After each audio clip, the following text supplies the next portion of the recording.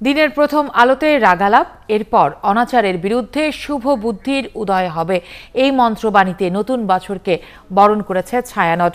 রমনা বটমূলে গানে আর পাঠে উঠে এসেছে শুদ্ধ হবার আহ্বান।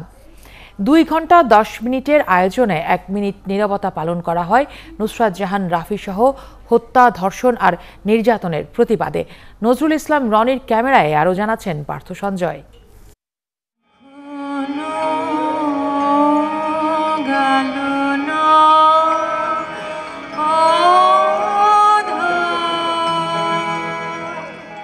নতুন সূর্যোদয়ে নতুন শক্তিতে এই আঁধার কাটবে, বইবে আলো, বইবে শুভ বার্তা।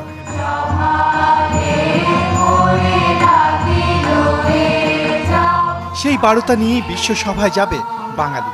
ছায়ানটের প্রভাতী আয়োজনে তেমনইটা।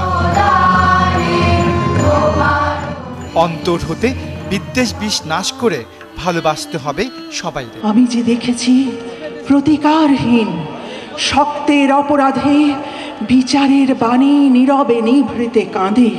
গান এবং শিল্পের মধ্যে যে শক্তি, এর উপর নির্ভর করে আমাদের এগিয়ে যেতে হবে। সম্প্রতি নুসরাতের ঘটনাটা আমরা বলতে পারি যে এটি আমাদের প্রতি, আমাদের বাঙালিত্বের প্রতি একটি আঘাত। আমাদের একসাথে থাকতে হবে, সুন্দর জীবনে চেষ্টা করতে হবে এবং যারা সেটাকে ধ্বংস করতে চায় সেটার প্রতিবাদ করে যেতে হবে। শুভ দিনে শুভ সময়ে নেতিবাচক চিন্তা না করে সুন্দরভাবে ভাবি। নতুন সকাল, এত গান হচ্ছে, আমার খুব ভালো লাগছে। শুভ নববর্ষ।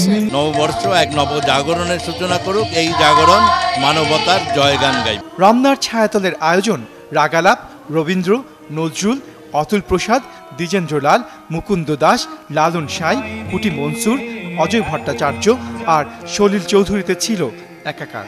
আমায় রাখতে যদি আপন ঘরে। আশা আর দ্রোহের মিশেলে নববর্ষে মানবতাবোধের উন্মেষ ঘটবে।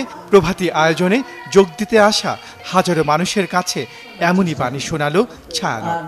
আমরা যেন নীতিবিহীন অন্যায় অত্যাচারের নীরব দর্শক মাত্র হয়ে না থাকি, প্রতিবাদে প্রতিকার সন্ধানে হতে পারি অবিচল। বিযুক্ত নয়, যুক্ত হতে হবে, হতে হবে অসাম্প্রদায়িক। বরাবরের মতোই ছায়ানটের প্রভাতী আয়োজনে এমন প্রত্যয়ের সাথে আরও এক প্রত্যয়, নারীর প্রতি থামাতে হবে নৃশংসতা, উদয় হবে শুভ বুদ্ধি। এমন প্রত্যাশায় পার্থ সঞ্জয়, ৭১, রমনার ছায়াতল, ঢাকা।